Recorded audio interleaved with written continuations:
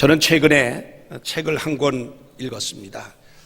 그 책은 제가 갖고 나왔는데 원제는 The God-Shaped Brain이라고 하는 제목인데 우리나라 책으로 번역된 거는 뇌, 이 사람의 뇌, 하나님 설계의 비밀, 그런 제목으로 되어 있고, 이 저자는 제닝스라고 하는 정신과 의사가 쓴 그런 책입니다. 그런데 이 책에서 하나님께서 우리 인간에게 처음에 뇌를 만드실 때, 설계하실 때 아주 기가 막히게 설계를 하셨다는 것입니다. 그래서 원래 인간의 뇌는 하나님이 설계하실 때는 늘 사랑하고 하늘의 평안과 기쁨과 감사함을 생각하면서 살게 그렇게 만들었는데, 어느 순간에 인간의 뇌 구조가 바뀌어져 가지고 이 뇌가 두려워하는 그런 뇌로 바뀌었다는 것입니다. 그래서 이거를 바꿔야 복된 인생을 살아갈 수가 있다는 내용입니다. 근데 여기 나오는 많은 사례가 있는데 다 실제 있었던 내용이었고, 여기 보니까 하나님을 어떻게 믿느냐에 따라서 뇌가 변하고 삶이 변했다, 이제 그런 부제가 쓰여져 있습니다. 그래서 우리가 이 세상을 살아가면서 우리도 많은 그런 그 삶의 과정에서 두려움을 느끼고 근심하고 걱정하며 사는데 이것이 정상이 아니라는 것입니다. 여기에 예를 들은 어떤 사람의 얘기를 보면 샘 슈먼이라고 하는 사람인데, 이 사람이 몸이 좀 안 좋아가지고 병원에 가서 진찰을 받았는데 의사가 간암인데 이게 암세포가 너무 많이 퍼져가지고 몇 달 살 수가 없다, 그렇게 이제 그 판정을 내렸습니다. 그래가지고 이게 오진이었는데 그걸 모르고 이 샘 슈먼은 자기가 진짜 암이 세포가 너무 많이 퍼져가지고 손 쓸 수가 없는 상황에서 이제 몇 달 못 산다는 그 의사의 말을 믿었어요. 그래서 이 사람은 결국 몇 달 만에 세상을 떠나게 되었습니다. 그런데 아무리 봐도 이 사람이 그 병으로 죽을 사람이 아닌데 그 원인이 어디에 있는가를 알아보기 위해서 부검을 하게 되었답니다. 부검을 해서 보니까 암세포가 이 간에 생기긴 생겼는데 아주 작은 고정된 암, 이게 자라지 않는 그런 암이 있긴 있었는데 그 암이 그 사람을 죽게 만들 수는 없는 암이라는 생각을 의사들이 하게 됩니다. 그럼 이 샘 슈먼이 왜 죽었는가? 그 죽은 이유가 뭔가? 아무리 찾아봐도 죽은 이유가 뭐 없는 거예요. 그래서 결론을 내렸어요. 뭐라고 결론 내렸냐면 이 샘 슈먼이 죽은 것은 간암으로 죽게 된다는 의사의 말을 믿었기 때문에 죽었다는 거예요. 그러니까 우리 하나님께서 인간을 만들 때 처음에는 설계를 그렇게 두려워하고 근심하고 걱정하는 그런 뇌로 만들질 않으셨다는 거예요. 그런데 점점 세월이 가면서 인생사를 살다 보니까 두려워하는 뇌로 바뀌었던 거예요. 그래서 두려워하지 않아야 될 것을 두려워하는 것입니다. 지금 우리가 뉴스를 들어도 우리나라가 제2 IMF가 오를 것 같은 두려움, 경제가 추락할 것 같은 두려움, 또 북한에서 핵실험을 하고 지금 이렇게 되니까 혹시 전쟁이 날지도 모른다는 두려움, 그런 국가적인 어떤 그런 두려움도 있고요. 또 때에 따라서는 내가 혹시 암병이 아닌가, 조금 몸이 아프면 이게 암이 아닌가라는 그 죽을 것 같은 그런 두려움, 또는 경제적으로 어려운 문제가 생겨서 우리 집이 폭삭 망한다고 생각하는 두려움, 내가 직장 생활 지금 하고 있지만은 이제 어떻게 명퇴가 돼가지고 직장에서 쫓겨날지도 모른다는 두려움, 또는 내가 직장을 지금 아직 구하지 못했는데 내가 영원히 이렇게 백수로 살 수밖에 없나라고 하는 두려움 등등, 우리는 그런 두려움을 가지고 살고 있다, 그 말입니다. 그런데 실질적으로 우리 어린아이들을 보면요, 부모하고 같이 있을 때 어린아이들 걱정, 근심하는 거 봤습니까? 뭐 두려워하는 거 봤습니까? 어린아이들이 부모하고 같이 있을 때는요, 전혀 걱정하지 않습니다. 두려워하지 않습니다. 며칠 전에 우리 외손주가 지금 초등학교 지금 1학년생인데 이제 금년에 2학년이 돼요. 그러니까 요 9살이 되는데 둘이 같이 길을 가는데 갑자기 눈이 그냥 한방 눈이 쏟아지기 시작을 하는데 엄청나게 앞이 보이지 않을 정도로 그렇게 눈이 막 오는 거예요. 금방 눈이 확 쌓이는데 저는 걱정이 되는 거예요. 얘 엄마 아빠가 퇴근길에 자동차를 잘 몰고 와야 될 텐데 그런 두려움이 갑자기 걱정이 생겼어요. 그런데 우리 외손주는 신나나 봐. 눈이 오니까 너무너무 신나는 거예요. 그러면서 이렇게 말해요. 할아버지, 제 평생에 이런 눈은 처음입니다. 예? 예? 그 평생이 얼마나 된다고 그렇게 얘기를 하더라고요. 전혀 걱정하는 게 없어요. 사람의 뇌가 처음에는 걱정을 안 하게 만들었는데도 어느 순간 나도 모르는 사이에 인생을 살다 보니까 두려워하고 걱정하는 뇌로 바뀐 거예요. 그래서 웬만한 거 걱정할 필요도 없는 거 가지고 계속 걱정하고 아직 생기지도 않은 일 가지고 걱정하고 그런 걱정이 얼마나 많은지 두려워하고 이렇게 사는 게 이게 하나의 정상이 아니라는 거죠.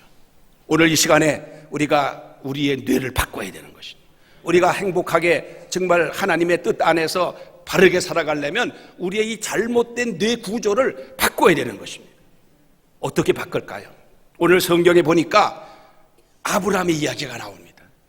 아브라함은 10년 전에 창세기 12장에서 갈대아 우르 지방에 살고 있었는데 하나님께서 어느 날 아브라함에게 나타나셔서 아브라함아, 내 본토 친척 아비지 집을 떠나서 내가 내게 지시하는 땅으로 가라, 그렇게 말씀하신 거예요. 그 한 말씀만 했으면 아브라함이 움직이지 않았을 거예요. 왜? 지금 갈대아 우르 지방에서 정착해서 잘 살고 있는데 무조건 가라고 해서 갈 수 있습니까? 아브라함이 무슨 믿음이 처음부터 좋은 사람도 아닙니다. 전혀 우상 섬기는 그런 가정에서 태어나서 자란 사람이고 하나님과 상관없이 산 사람인데 하나님이 갑자기 가랬다고 갑니까? 믿음이 없는데. 그런데 창세기 12장 2절에서 하나님께서 이렇게 약속을 합니다. 내가 너로 하여금 큰 민족을 이루게 해주겠다. 그리고 내 이름을 창대케 해주겠다. 그렇게 약속을 하니까 아브라함이 그 약속을 믿고 자기 고향을 떠나서 가나안 땅으로 가게 됩니다. 가나안 땅에 가서 10년 동안을 사는데 창세기 13장 6절에 보면 하나님께서 아브라함에게 이런 말씀을 한 바가 있어요. 내 자손을 티끌같이 많게 해주겠다. 내가 땅에 있는 티끌들을 세울 수 있을진데 내 자손들을 세울 수 있을 것이다. 그 말은 헤아릴 수 없이 많은 후손들을 주겠다고 하는 약속을 또 한 바가 있는데도 세월이 10년이 지나도록 자녀가 없는 거예요. 하나님이 약속하셨으면 그 다음부터 아들들을 쑥쑥 낳아줘야 되는 거 아니겠어요? 그래야 그 약속이 이루어지는 것이지. 아니 지금 현재 내가 자식이 없는데 무슨 민족을 이루냐 말이에요. 한 가족도 이루기가 어려운 상황이 된 거예요. 나이는 점점 늙어갑니다. 자기 아내 사라는 경수가 끊어져 가지고 이제는 더 이상 아기를 출산할 수 없는 상황에 이르는 게 된 것입니다. 그러니 이 아브라함은 수심이 갈 수밖에 없어요. 밤에 잠을 못 이루게 되는 거예요. 내가 이렇게 나이가 점점 늙어가는데 아내는 경수가 끊어져서 이제는 자식을 낳을 수 없는 그런 상태가 됐는데 이러다가 결국 죽는 거 아닐까? 그 두려움이 엄습해 오는 거예요. 이렇게 죽으면 내가 지금까지 쌓아놓은 이 재산이라든 이게 다 누구 것이 될 것인가? 그런 마음이 오면서 이 아브라함은 그날도 밤을 잠을 못 이루고 이리 뒤척 하면서 하나님 앞에 왜 이렇게 된 것입니까? 하나님 분명히 저한테 약속하시지 않았습니까? 자식을 주신다고 하셨는데 아무리 내가 하나님께 기도도 했고 하나님께 정말 소원을 빌었어도 왜 나에게 응답하지 않습니까? 너무너무 답답하고 너무 속상하고 정말 어떻게 보면 낙심이 되고 절망이 되고 내가 하나님 말씀을 잘못 믿었구나. 하나님은 약속을 하시지만 이렇게 공수표를 띠는 그런 분이십니까? 뭐 그때는 수표가 없으니까 공수표라고는 안 그랬겠지만 지금 사원에서 보면 그 얘기예요. 하나님이 이럴 수 있을까? 하나님이 전지전능하신 하나님이시라고 말씀하셨는데 나는 하나님 말씀을 믿고 그 약속을 믿고 나는 고향을 떠나서 이 객지까지 와서 사는데 왜 하나님은 나에게 응답하지 않으시는가?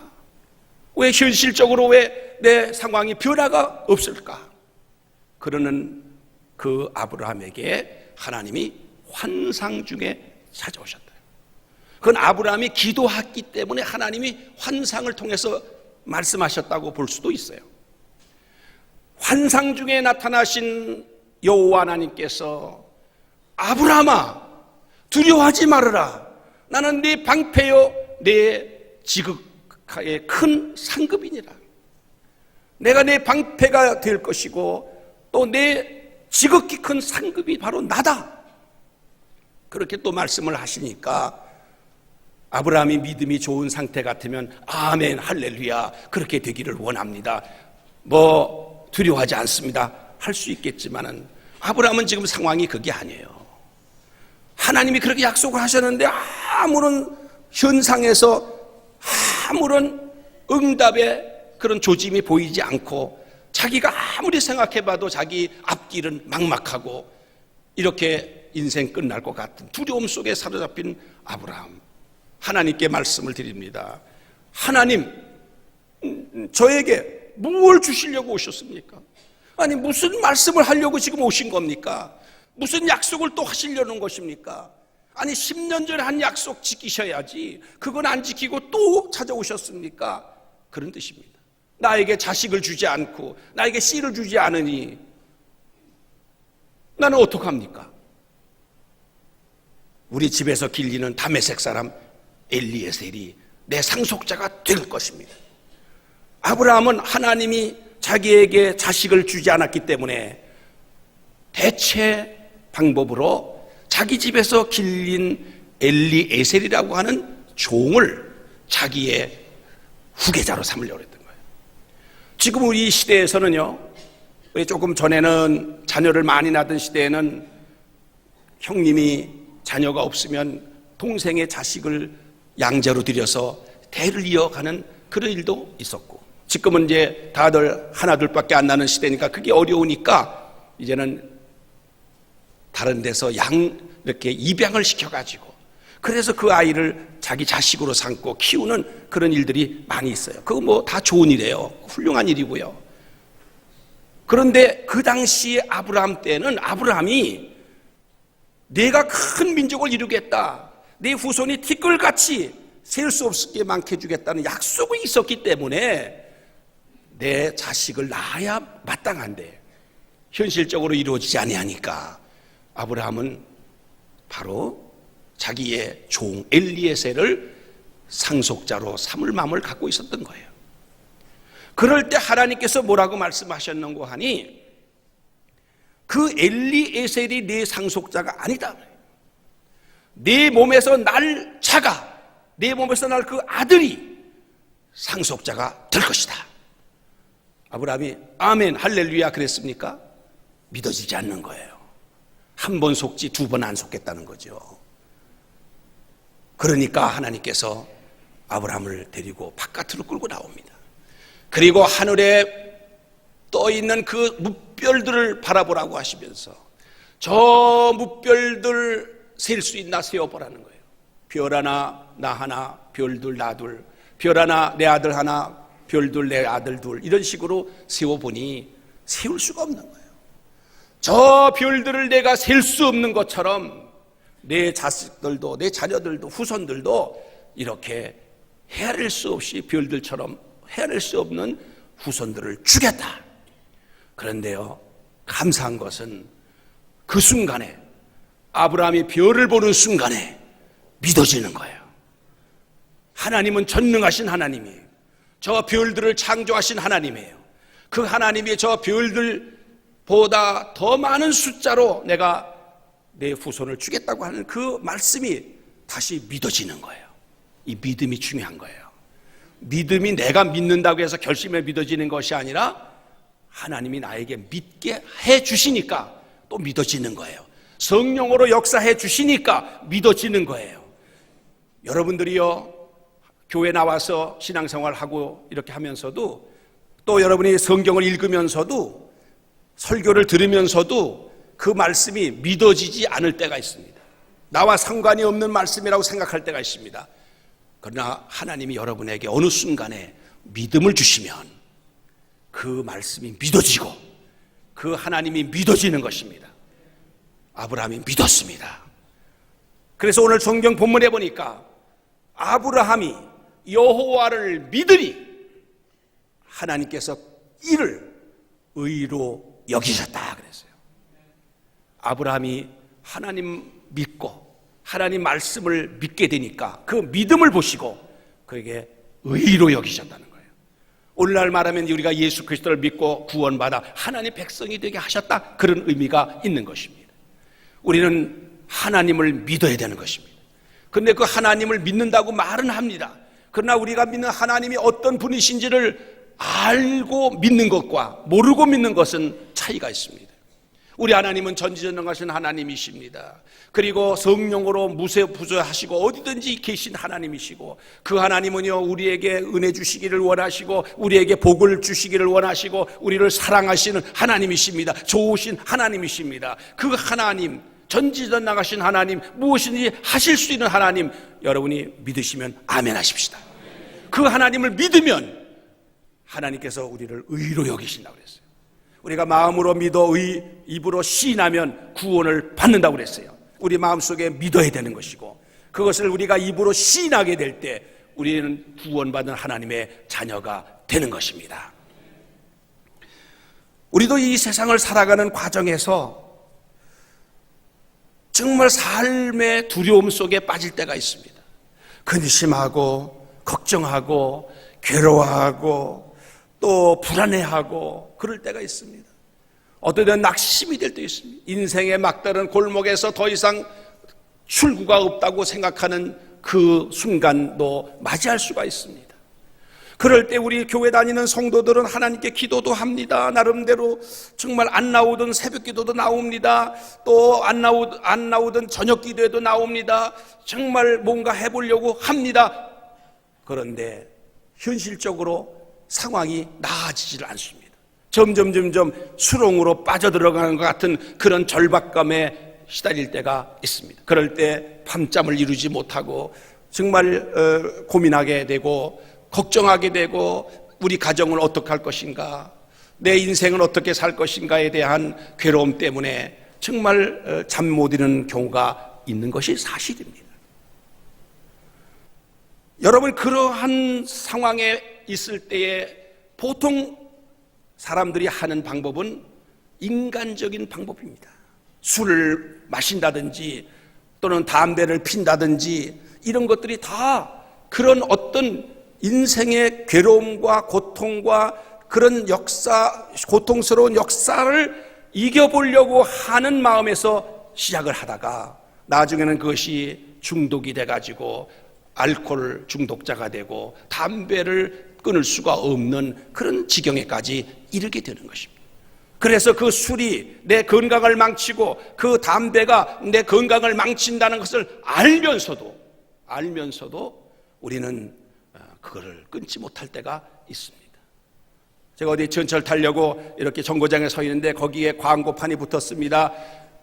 가게 가서 담배를 주세요 그런 게 아니라 후두암을 주세요, 또 하나 뭐더라, 또 폐암을 주세요, 그렇게 그 광고가 나왔어요.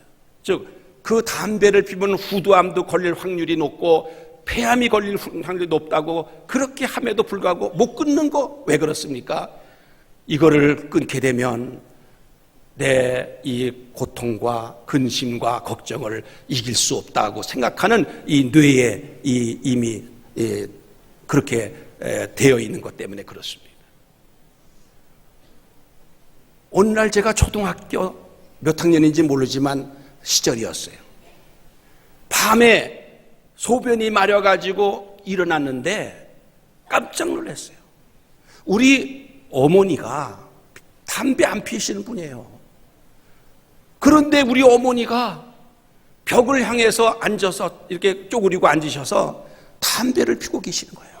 담배를 피우면서 한숨을 푹푹 쓰시는 거예요. 제가 어린 마음이지만 섬뜩하더라고요. 우리 어머니가 무슨 걱정거리가 있나? 왜 우리 어머니가 담배 피는 현상을 한 번도 본 일이 없는데 저렇게 필 줄 모르는 담배를 피고 계실까? 아무 소리도 하지 않았어요. 왜 그러냐고 물어보지도 않았어요. 그냥 저는 볼일 보고 다시 잠을 잤어요. 지금 생각해 보니까 우리 어머니가 얼마나 답답했으면 담배를 폈겠어.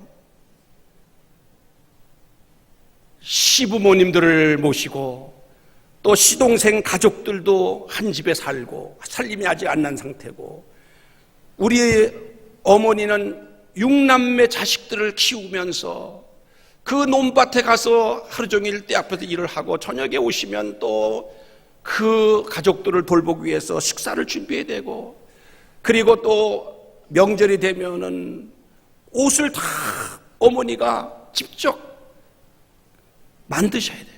만들어서 할아버지, 아버지, 우리들 다 입혀야 되고 그리고 어머니는 몸에 병이 있고 그러니 우리 어머니가 얼마나 답답하셨겠어요. 인생에 소망이 없는 거예요. 할아버지는 며느리 계속 구박하는 거예요. 며느리의 사랑은 시아버지라고 그러는데 우리 할아버지는 이상하게 우리 어머니를 미워하시더라고요. 밥투정을 하시고 그냥 막 타박을 하시고 우리 아버지라도 좀 자상하게 좀 이렇게 우리 어머니를 잘 이렇게 좀 다독으리면 좋겠는데 우리 아버지도 그런 성격이 아니에요. 그러니까 우리 어머니가 아마 담배를 피셨을 때 그 심정은 아무리 해도 내가 이해를 다 못하겠지만 얼마나 힘드셨을까 그런 생각이 지금도 나요. 아직 우리 어머니 예수 믿기 전이었어요.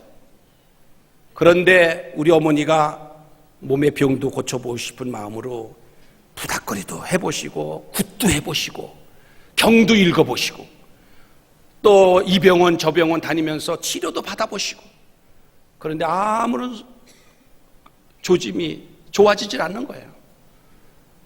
그러니까 우리 어머니가 어느 날 누가 전도를 한 것도 아닌데 우리 동네는 교회가 없었어요. 나중에 제가 개척을 해서 교회가 세워졌지만 그저 없을 때인데 이웃에 오곡 감리교회라는 데가 있었어요. 한 오리길 정도를 떨어진 곳인데 갑자기 아마 우리 어머니가 그 오곡 감리교회 근처에 우리 집에 밭이 있었기 때문에 그 교회 앞을 왔다 갔다 하시면서 아마 보셨는 것 같은데 나 교회 나간다 딱 선언한 거예요. 다른 때 같으면 우리 어머니 안 된다고 그랬을 거예요. 우리 아버지도 안 된다 할아버지도 안 된다 그랬을 텐데 우리 어머니가 막다른 골목에서 선택한 길이기 때문에 그냥 허락을 했습니다. 그래서 우리 어머니가 이제 교회를 나가시는데 우리 어머니는 교회 나가셔서 성경을 읽으면서 글을 깨우치셨어요. 그전까지 글을 못 읽으셨어요. 글을 깨우치셨어요. 그리고 우리 어머니가 옛날에 무곡 찬송이라고 곡조가 없는 가사만 있는 찬송가 그거 시골에서는 그걸 봤는데 우리 어머니가 아주 특별하신 그런 재능이 있으시고 찬송가를 부르는데 그 모든 전 찬송가 어떤 가사라도 내 주를 가까이 하려 하면 거기다가 다 붙여서 부르는 대단한 그 재능이죠. 그게 보통 사람 못하는 거예요. 그런데 하여튼 우리 어머니는 교회 다니면서 생기가 돌고요. 그때부터 소망이 생기시고 긍정적인 사람으로 바뀌셨어요.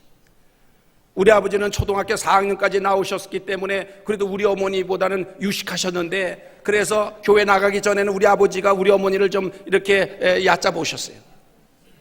그런데 우리 어머니가 교회 다니시면서 목사님을 통해서 듣는 그 설교를 통해서 많이 듣잖아요. 세계 정세까지도 알잖아요.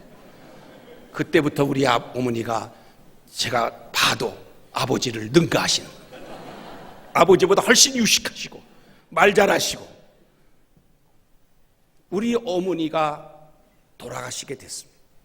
뭐 교회 나갔다고 해서 몸이 병이 난 게 아니고 병은 그대로 있었지만 우리 어머니는 너무너무 좋아하시죠. 그래서 우리 어머니가 돌아가시게 됐는데 60회갑이 되기 전에 돌아가셨어요. 돌아가실 때 나는 천국에 대한 소망이 있다.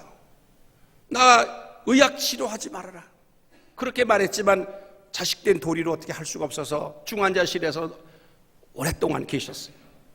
저한테 사정을 해요. 난 죽을 각오가 돼 있고 나 천국 갈 준비가 됐다. 그래서 결국 우리 어머니를 모시고 집으로 왔어요. 우리 어머니를 모셔놓고 그 교회 목사님이 오셔서 예배를 드렸어요. 마지막 예배를 드리는데 우리 어머니는 같이 예배를 이렇게 등을 받쳐준 상태에서 예배를 드리시고, 그리고 우리 어머니가 거기에 앉아있는 모든 가족들을 한번 둘러보시고, 그리고 목사님이 축복기도 안수기도를 하는 순간에 숨을 거두셨어요. 우리 어머니가 돌아가시기 전에 저한테 유언을 하셨어요. 내가 죽고들랑 내가 좀 옷을 입혀다오. 그때는 냉동실 이런 게 없었어요. 그냥 우리 집에서, 시골집에서 그렇게 장례를 하는데, 이제 입관을 하기 위해서 병풍을 걷고, 그리고 어머니를 보니까 어머니가 주무시는 것 같은 거예요. 얼굴이 뽀얗시고 얼마나 이쁘신지, 그리고 손이 다 부들부들하시죠. 내 옷을 입혀드리면서 보니까 손이 뻣뻣하지 않으신 거예요. 야, 주무시는 어머니를 내가 착각하고 지금 관에 모시나 보다, 이런 생각이 들 정도였어요.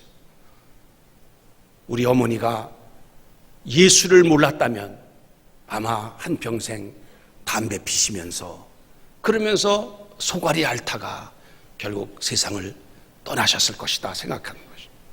우리 어머니가 그렇게 돌아가심으로 말미암아 우리 형제들이 다 교회를 나가게 됐고, 나중에 우리 아버지도 교회를 나가게 됐고, 우리 작은 아버지들이 다 교회를 나가게 되고, 우리 집안은 기독교 집안으로 바뀌게 되었습니다. 하나님은 그렇게 역사하시는 하나님이신 것을 우리가 믿습니다.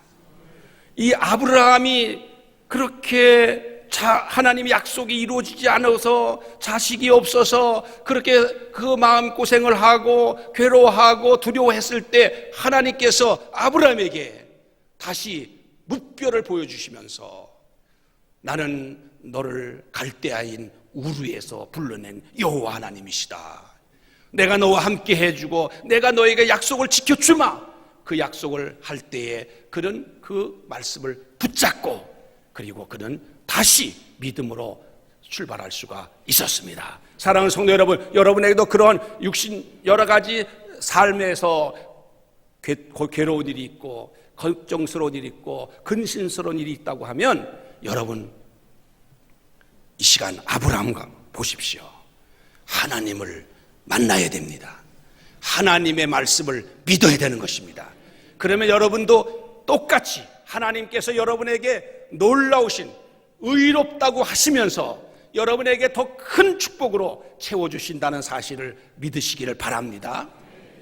하나님 말씀을 믿고 살 때 괴로움은 물러가고 두려움도 사라지는 것입니다. 우리 장호성 장로님이 이제 2부 예배도 참석하시고 또 3부도 참석하시고 또 매월 첫째 주일은 금년부터 1, 2, 3부를 다 예배를 참석하시고 계신데, 제가 지난 주간에 우리 장로님이 그 경영하는 그 사업체, 공식적으로 등록한 사업체가 뭐 3,500이라고 그랬죠. 그리고 아는 데가 수천 교회 저기 회사가 되는데 그 총 전체의 협회장이 되셨어요. 그런데 거기는 굉장히 유능한 분들이 회장에 출마하겠다고 다 선언까지 했어요. 4분인가 3분이 했는데 장우성 장로님이 나오시겠다고 그러니까 그냥 다 양보를 하시는 거예요. 장우성 장로님이 워낙 그 성실하고 또 그 업계에서 장로님으로 다 사람들이 인정을 하고 성실하고 납세 그 모금 납세 표창도 여러 번 받고 너무너무 훌륭하니까 사람들이 그냥 혼자 이렇게 단독 출마하게 그렇게 밀어줘가지고 단독으로 되신 거예요. 그런데 우리 장호성 장로님이 저 청계천에서 2평에서부터 시작을 한 거예요.